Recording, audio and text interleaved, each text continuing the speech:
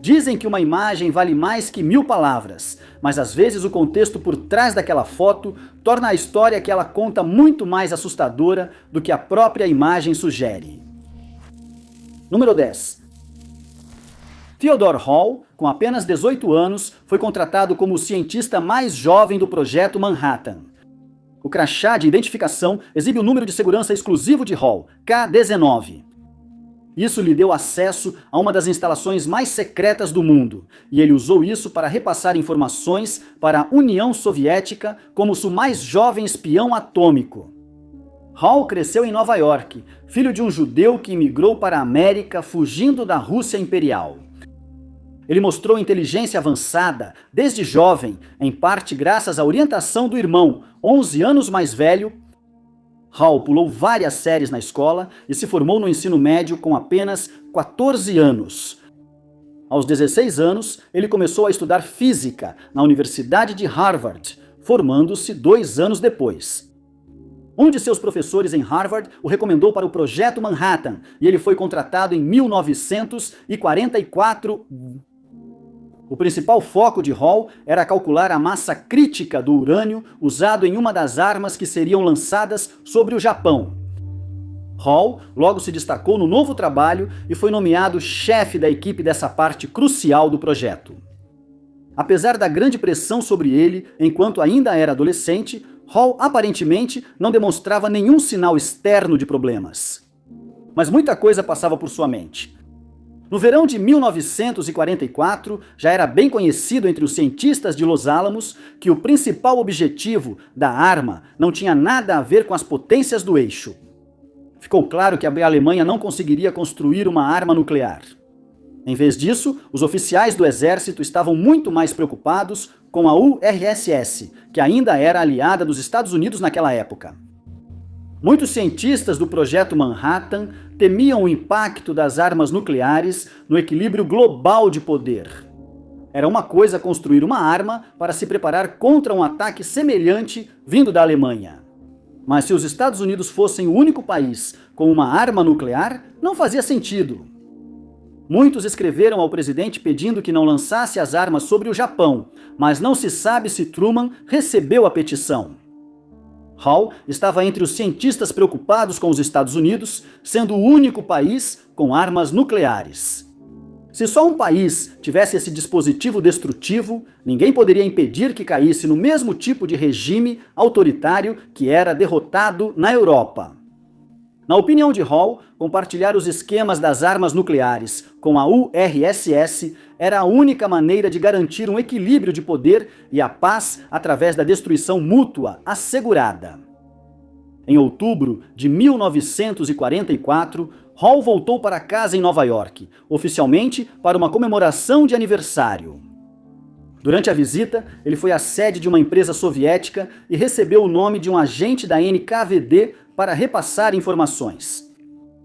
Hall repassou informações sobre os cientistas que estavam trabalhando em Los Alamos, a organização da equipe e detalhes sobre o próprio dispositivo. Ele não foi o único espião atômico que repassou informações sobre o Projeto Manhattan, mas pode ter sido quem forneceu as informações mais úteis para os cientistas soviéticos que tentavam criar sua própria arma. Só em 1950 que o exército dos Estados Unidos começou a suspeitar de Hall por espionagem, mas, nesse momento, ele já havia deixado o Projeto Manhattan e estava estudando na Universidade de Chicago. Seu nome surgiu em cartas decifradas entre espiões soviéticos. Ele foi ouvido, mas como a única prova eram as mensagens decifradas, os militares decidiram não acusá-lo.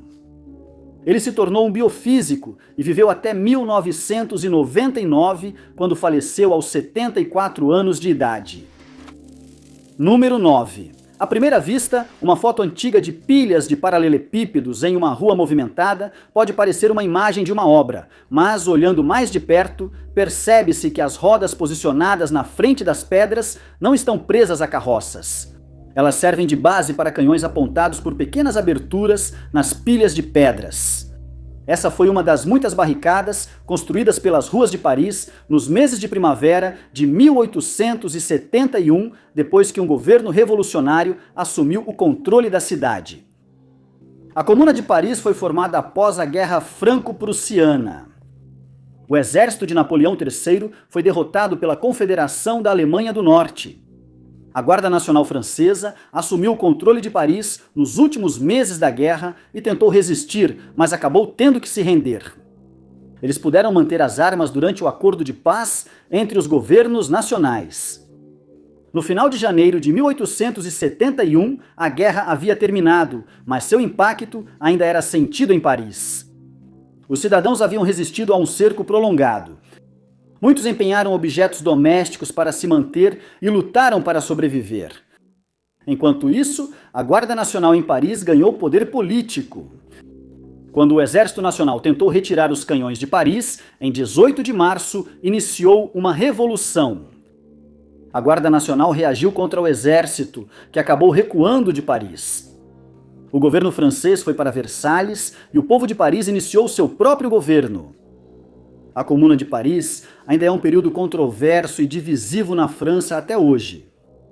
A Revolução foi considerada um ideal por Karl Marx, e muitos governos comunistas e socialistas adotaram nomes em homenagem à Comuna de Paris. Grupos feministas identificaram elementos feministas na Revolução, enquanto anarquistas também a reivindicaram. A Comuna de Paris era composta por todo o povo de Paris, que formou muitos grupos e clubes políticos diferentes. Alguns desses grupos se contradiziam e nem sempre se davam bem. O tema central da Revolução era que Paris deveria ser governada por seu povo, direta ou indiretamente. Mas os comunardos também tinham um lado negativo, que apareceu ao tentarem defender a cidade de forças externas. Sem surpresa, o governo nacional e o exército não recuaram por muito tempo. Paris foi colocada sob cerco e, após apenas alguns meses, houve combates nas ruas. Barricadas foram erguidas para conter o avanço das tropas. Em revoluções passadas, as barricadas foram centros importantes de combate, ajudando a defender os capitalistas contra quem tentava invadir. Mas Napoleão III havia realizado projetos de construção dentro de Paris que tornaram as barricadas inúteis. As ruas foram alargadas, facilitando a passagem das tropas. Isso não impediu os revolucionários de lutarem bravamente, homens e mulheres, defendendo as barricadas até serem dizimados. Na semana final da Comuna de Paris, monumentos importantes da cidade foram incendiados. A maioria dos historiadores diz que os comunardos causaram os incêndios, mas alguns atribuem ao bombardeio do exército. Os comunardos também mataram reféns em resposta à captura de revolucionários pelas forças nacionais. A última barricada a cair foi ou a da rua Rampanou, ou a da rua Rebeval, ou a da rua de La Fontaine-au-Roy. Cada uma foi defendida com força, mas os comunardos foram dominados. Em 28 de maio de 1871, a Comuna de Paris chegou ao fim. Ela durou apenas 72 dias, mas seu impacto em Paris e na França como um todo perdura até os dias atuais. Número 8. Muitas das fotos da pandemia de gripe espanhola são imagens assombrosas que mostram claramente a realidade desse evento trágico. Mas, às vezes, o contexto sombrio por trás de uma foto é menos óbvio. Esta foto foi tirada na Portsmouth Square, o parque mais antigo de São Francisco. A pandemia transformou o local de lazer em espaço de trabalho, onde o tribunal policial da cidade se reunia para tentar controlar o crime em São Francisco. Quando a gripe espanhola chegou a São Francisco, a cidade reagiu rápido. De acordo com reportagens de jornais da época, o primeiro caso da doença foi descoberto em 23 de setembro de 1918, depois que um homem voltou de uma viagem a Chicago. Os médicos agiram rapidamente e ordens foram emitidas para que o homem fosse colocado em quarentena, mas a doença se espalhou antes que a ordem pudesse ser cumprida, e não demorou muito para que os casos disparassem. Em apenas uma semana, mais de 2.000 pessoas haviam contraído a doença. Medidas foram rapidamente adotadas para tentar controlar os casos. Essas medidas tornaram-se familiares hoje devido à pandemia de Covid-19. Moradores foram orientados a evitar bondes nos horários de pico e locais públicos. Salões de dança e teatros fecharam. A medida mais óbvia vista em fotos da época era o uso de máscaras médicas de gaze. Inicialmente, os cidadãos só eram incentivados a usar máscaras.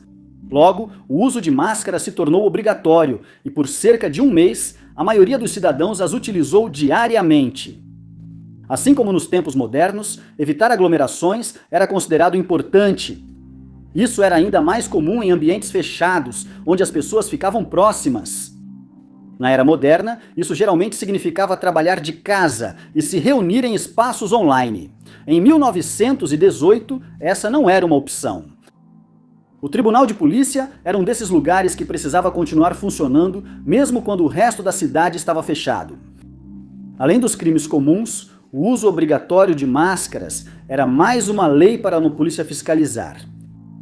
No começo da pandemia, a maioria ficou feliz em usar máscara. Nem todos lembravam de usar, e algumas pessoas protestaram contra a obrigatoriedade, considerando-a inconstitucional. Só no dia 27 de outubro, 110 pessoas foram presas por não usarem suas máscaras corretamente. Segundo o chefe de polícia, se muitos moradores fossem presos, faltaria espaço nas celas.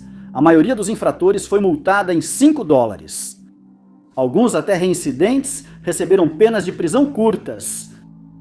Com o aumento da pressão sobre as forças de segurança, manter os tribunais funcionando foi crucial, e o tribunal ao ar livre de Portsmouth Square teve papel importante nisso. Outras fotos da época mostram cenas estranhas que, na verdade, são pessoas tentando lidar com o pior da pandemia que qualquer uma delas já havia experimentado. Mostra uma multidão de pessoas em pé ou ajoelhadas nos degraus de um prédio, todas de costas para a câmera. Essa era a congregação da Catedral de Santa Maria da Assunção, reunida para ouvir a missa e rezar. Medidas iniciais ajudaram a desacelerar a propagação da doença. Infelizmente, São Francisco suspendeu as medidas cedo demais. Não demorou muito depois que as medidas foram suspensas para que precisassem ser impostas novamente, já que os casos começaram a aumentar de novo.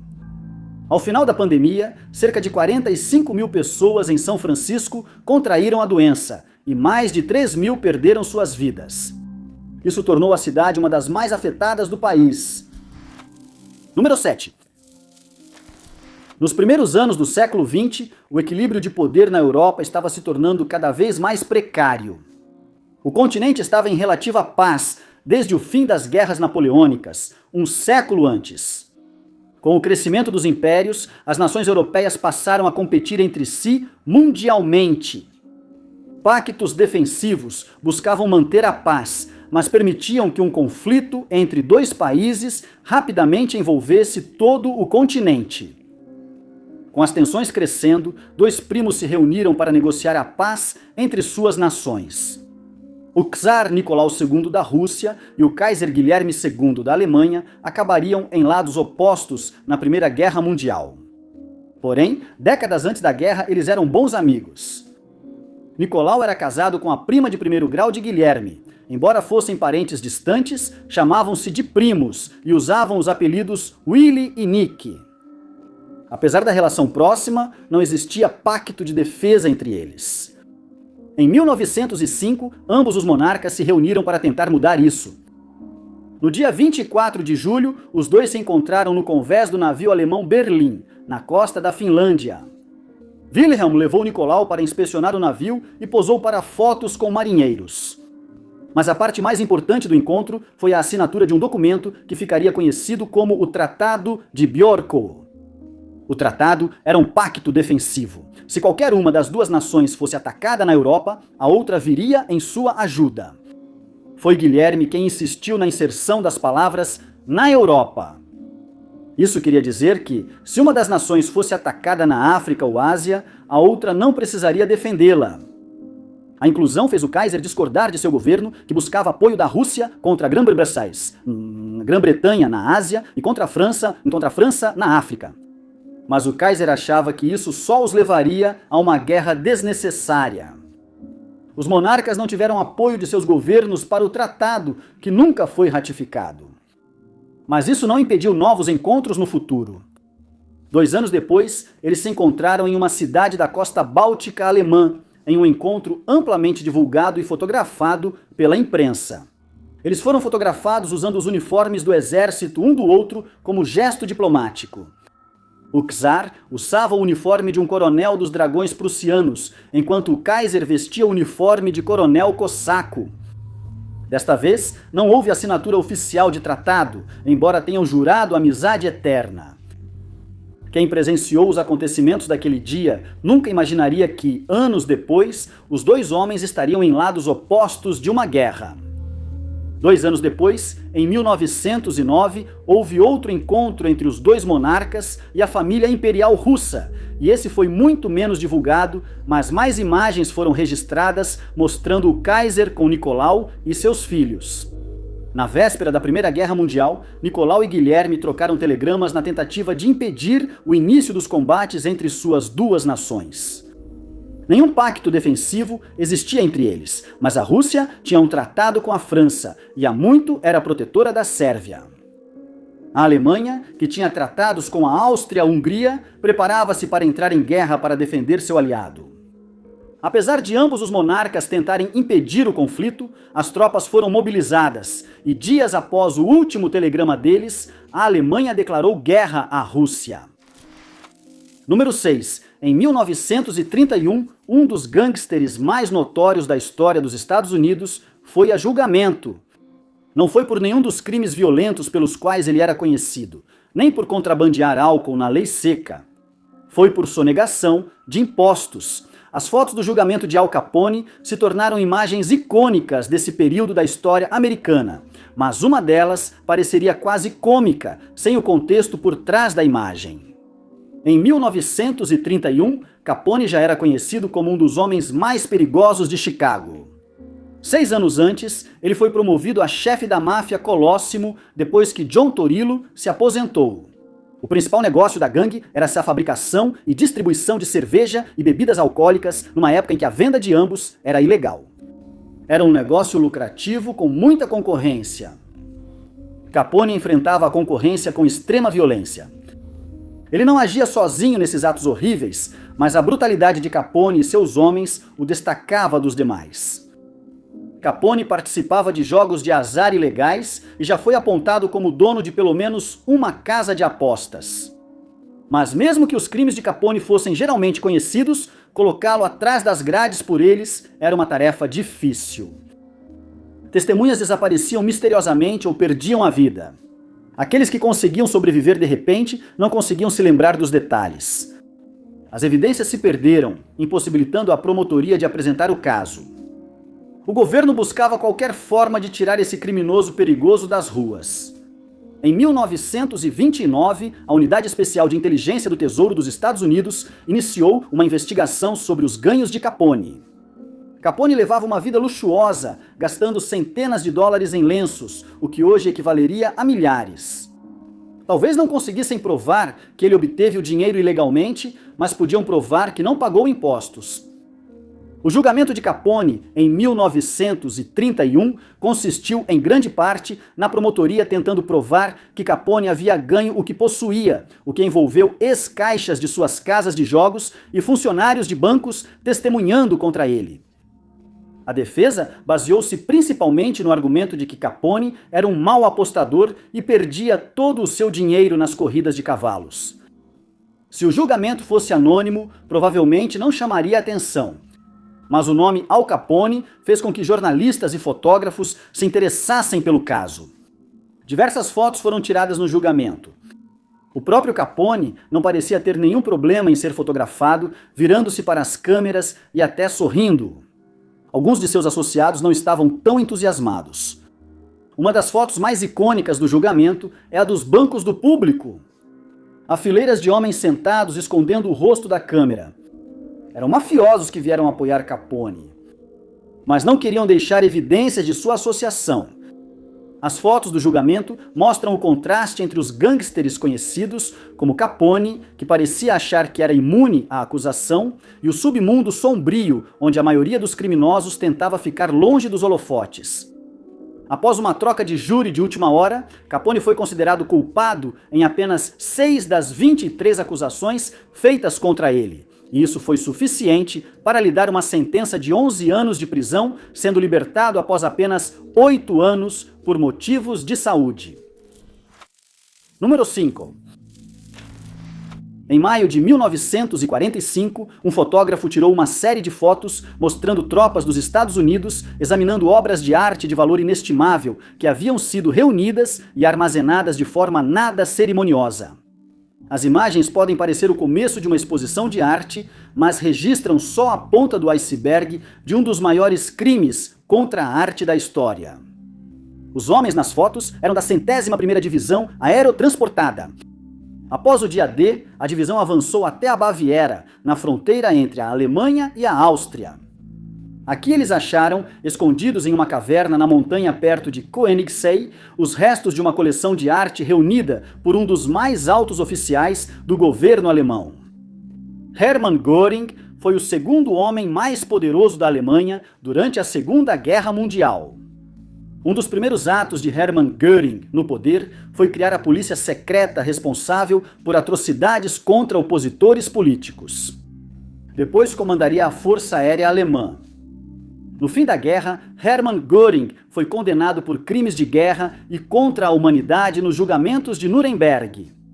O roubo de obras de arte não era o pior de seus crimes, mas simbolizava as tentativas do partido de controlar a história e parecer culturalmente superior. Também foi o primeiro passo nos ataques a comunidades consideradas indesejáveis, especialmente a população judaica na Alemanha e nas áreas ocupadas. A partir de 1933, obras de arte e itens de importância cultural foram saqueados de famílias judaicas. Às vezes eram apenas confiscados. Em outros casos, famílias judaicas tinham que leiloar suas obras de arte. Várias obras de arte, principalmente as modernas, foram destruídas, mas outras foram levadas e mantidas por altos funcionários alemães. Göring foi um dos maiores beneficiários desse saque. Ao longo de uma década, ele adquiriu inúmeras obras de arte roubadas de toda a Europa. Durante a guerra, ele andava por museus em áreas ocupadas e escolhia as peças que queria. A maioria dessas obras ficava guardada em sua propriedade em Keirenhall. A coleção era tão grande que muitos itens eram apenas empilhados e nem exibidos. Mesmo com a vasta coleção, Göring registrava cuidadosamente a origem de cada peça, às vezes anotando de quais famílias foram roubadas. Ao perceber que a guerra não lhe favorecia, Göring tomou uma medida drástica para proteger sua coleção de arte dos aliados. A coleção foi embalada e enviada de trem para a Baviera. Algumas peças ficaram nos vagões usados no transporte, outras foram escondidas em uma caverna. Milhares de pinturas roubadas, incluindo obras de Rubens e Rembrandt, faziam parte da coleção, assim como estátuas e outras obras de arte. Após retirar a maioria dos tesouros, Göring ordenou a destruição de Keirenhall antes da chegada das forças soviéticas. Parte da coleção saqueada ficou no prédio destruído e ainda estava nos escombros quando as forças soviéticas chegaram. Muitas obras de arte foram irremediavelmente danificadas.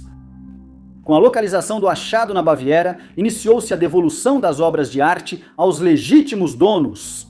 Esse trabalho continua até hoje, como ocorre com muitas obras de arte saqueadas nas décadas de 1930 e de 1940.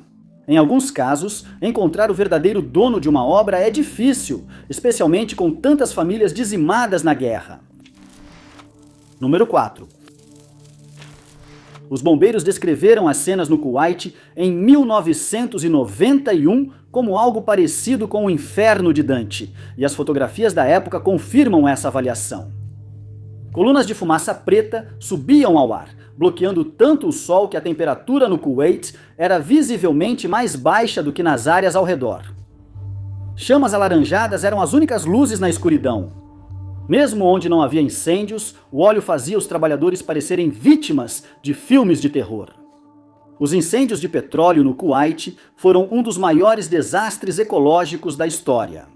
Diferente do desastre de Chernobyl ou do ciclone Bola, os incêndios no Kuwait foram intencionais. Os incêndios iniciaram no fim da Guerra do Golfo, em 1991.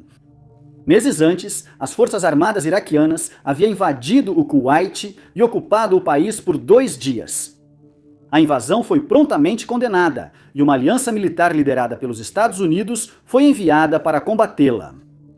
Em fevereiro de 91, as forças terrestres da coalizão entraram no Kuwait e as tropas iraquianas rapidamente recuaram. Ao fazerem isso, atearam fogo e deixaram uma cena de horror para os inimigos. Os ricos campos de petróleo do Kuwait foram uma das principais causas da guerra.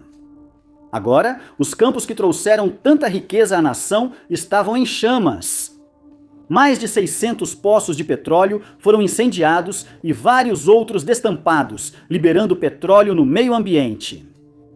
A área ao redor dos poços estava coberta de minas, tornando ainda mais perigoso para qualquer um que tentasse apagar os incêndios. Enquanto os especialistas tentavam avaliar o trabalho que precisava ser feito, estimaram que levaria anos para que todos os poços de petróleo fossem tampados e os incêndios apagados. O trabalho teria que ser ainda mais adiado para garantir que os poços estivessem o mais seguros possível para os bombeiros trabalharem. Poucos meses após os incêndios começarem, equipes de bombeiros do mundo todo chegaram ao Kuwait. Eram especialmente treinados para o trabalho e começaram a reverter os danos. O primeiro incêndio nos poços de petróleo foi apagado no início de abril. Os bombeiros precisavam agir em meio a petróleo que queimava a pele, fumaça densa que dificultava a visão e terreno cheio de bandeiras indicando minas enterradas. O progresso foi lento, mas aos poucos os bombeiros se tornaram especialistas nesse trabalho. Estimativas de anos de trabalho foram reduzidas. O último poço foi fechado em novembro de 1991. Parte da destruição foi mostrada ao mundo. Imagens da NASA mostraram a extensão dos incêndios, com faixas negras de fumaça se espalhando pelo deserto. Ainda mais danos foram causados ao próprio Golfo, onde incontáveis barris de petróleo haviam vazado na água. Imagens de aves e outros animais lutando no petróleo circularam na mídia. As pessoas queriam ajudar os animais, mas pouco podiam fazer pelas aves já cobertas de petróleo. O fechamento dos poços e a extinção dos incêndios foram vistos como uma grande vitória e um dos maiores feitos multinacionais. Mesmo após a saída dos bombeiros, o dano ecológico continuou. Número 3. O Greenpeace é famoso por protestar contra práticas nocivas ao meio ambiente no mundo. Quando esta foto foi tirada em 1981, o grupo de campanha ainda era novo e havia se tornado recentemente o Greenpeace International. Ativistas já denunciavam práticas prejudiciais que ainda afetam nossos oceanos. A grande embarcação da foto é o GEM, navio de despejo fretado anualmente pelo Reino Unido.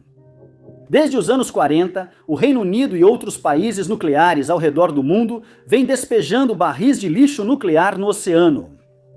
Entre 1946 e 1990, cerca de 200 mil barris foram despejados somente no Oceano Atlântico. Esse lixo veio da preparação de armas e usinas nucleares, além de indústrias como a médica, onde fontes nucleares eram usadas em tecnologias de imagem. As centenas de milhares de barris excluíam escoamento terrestre e vazamentos acidentais. Inicialmente, a indústria nuclear descartava esse lixo sem restrições. Só em 1972 é que as primeiras convenções regulando o descarte de resíduos foram implementadas. A Convenção de Londres sobre Despejo foi um tratado global que proibiu o despejo de resíduos radioativos de alto nível no oceano. Porém, resíduos de baixo e médio nível ainda eram permitidos. Esse lixo nuclear ainda poderia ser perigoso e conter isótopos radiotóxicos e persistentes. Era descartado a poucas centenas de milhas da costa da Cornualha. Era algo que, se o público soubesse, certamente teria causado indignação, mas a prática não era bem divulgada. Isso era algo que o Greenpeace queria mudar. Desde 1978, grupos de manifestantes passaram a confrontar navios como o GEM. No primeiro confronto, o bote do Greenpeace foi destruído por um barril que poderia conter resíduos nucleares. Depois, marinheiros usaram mangueiras de incêndio para encher o bote de água ou construíram gaiolas ao redor das plataformas para afastar barcos.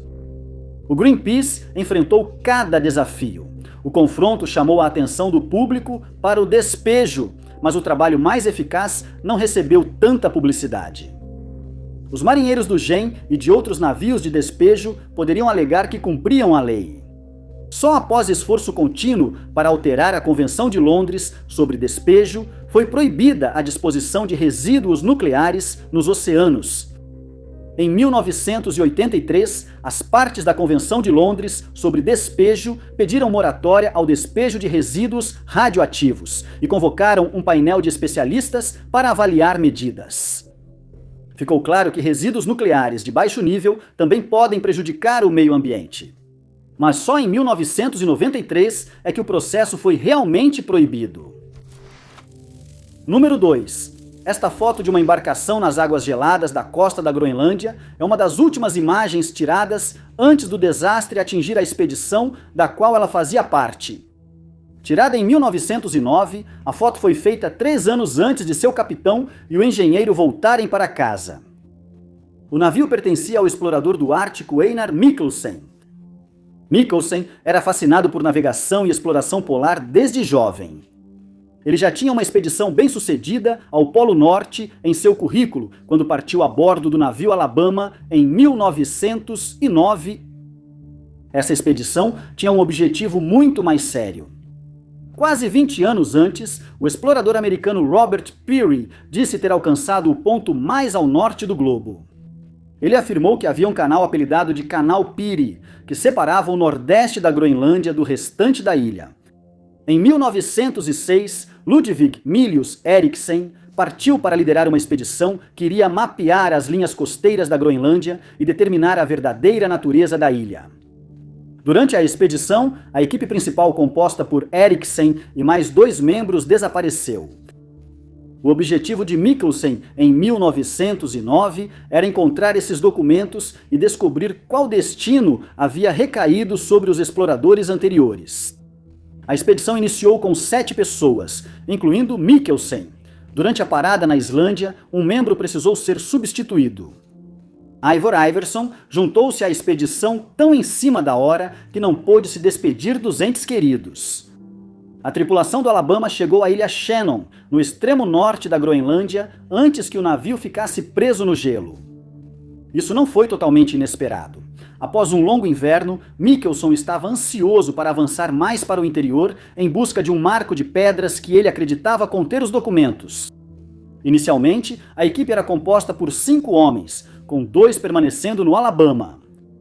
Após a primeira etapa da jornada, só Mikkelsen e Iverson não retornaram ao navio. Os 2 homens seguiram em frente.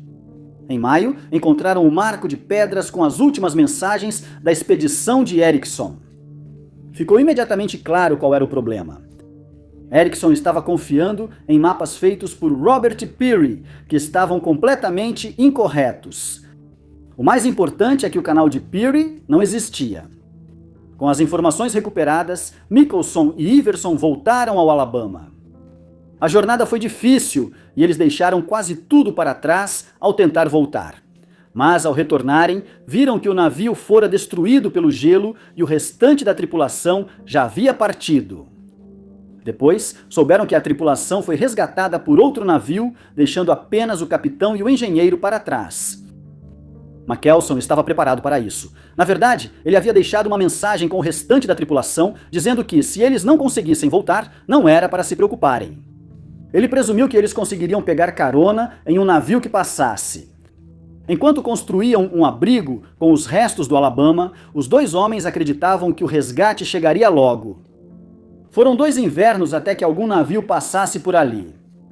Quando isso ocorreu, os 2 estavam tão mal que um dos possíveis salvadores voltou correndo ao navio achando que eram loucos. Eles conseguiram sobreviver com suprimentos deixados por expedições anteriores e cuidando de filhotes de lebres para tentar manter a sanidade. Os 2 homens foram recebidos como heróis na Dinamarca. Para Iverson, foi o fim de sua carreira de aventureiro. Mas Mikkelsen continuaria explorando a região do Ártico, viajando de volta à Groenlândia várias vezes antes de falecer aos 90 anos de idade. Número 1. À primeira vista, essas fotos de chineses batendo gongos e acenando com vassouras e espantalhos podem parecer um festival, mas na verdade são lembretes de uma política míope com consequências devastadoras. No fim dos anos 1950, a China buscava se tornar uma superpotência com o grande salto adiante. O objetivo era industrializar o país, aumentar a produção agrícola e tirar as pessoas da pobreza. Mas, em fevereiro de 1958, o governo também lançou uma campanha de saúde pública chamada Campanha das Quatro Pragas. Os alvos eram ratos, mosquitos, moscas e pardais. Os 3 primeiros eram alvo porque espalhavam doenças, mas os pardais eram alvo porque comiam grãos. Autoridades estimaram que um pardal comia cerca de 2 quilos de grãos por ano, e com fazendas coletivizadas e pressionadas a produzir mais grãos, os pássaros foram vistos como ameaça à produção. Todos foram incentivados a eliminá-los. Cartazes mostravam crianças atacando pássaros com estilingues, enquanto escolas e comunidades inteiras se uniam à campanha. Ninhos eram derrubados das árvores, ovos esmagados, e quando não conseguiam alcançar os pássaros, as pessoas se reuniam embaixo deles e agitavam bandeiras e batiam gongos para impedi-los de pousar. Vários pássaros ficaram tão exaustos e assustados que caíram do céu. Um caso conhecido foi o da Embaixada da Polônia, que não permitiu a entrada de caçadores de pardais em sua propriedade. Como resposta, pessoas cercaram o prédio com tambores e, após 2 dias, tantos pássaros morreram que funcionários da embaixada teriam precisado removê-los com pás. A campanha quase exterminou os pardais em partes da China, mas o resultado foi desastroso. Os pardais comiam grãos e também insetos, principalmente no verão. Sem eles, pragas como gafanhotos e brocas do arroz se multiplicaram e destruíram mais plantações do que os pássaros destruiriam. O tempo seco piorou ainda mais os danos. As autoridades perceberam o erro e trocaram os pardais por percevejos vermelhos na campanha contra as pragas, mas o dano já estava feito. Insetos continuaram devastando plantações, causando fome, doenças e muitas mortes. Depois, a China teria importado pardais da Rússia e de outros países para recompor a população. E hoje, os pardais estão novamente na China, mas a campanha continua sendo um alerta sobre o que acontece quando as pessoas subestimam a natureza. Muito obrigado por assistirem. Se você gostou deste vídeo, não se esqueça de clicar no botão de curtir. Não se esqueça de se inscrever e ativar o sininho para acompanhar nossos próximos vídeos. Sou Top 5 Unknowns e até a próxima!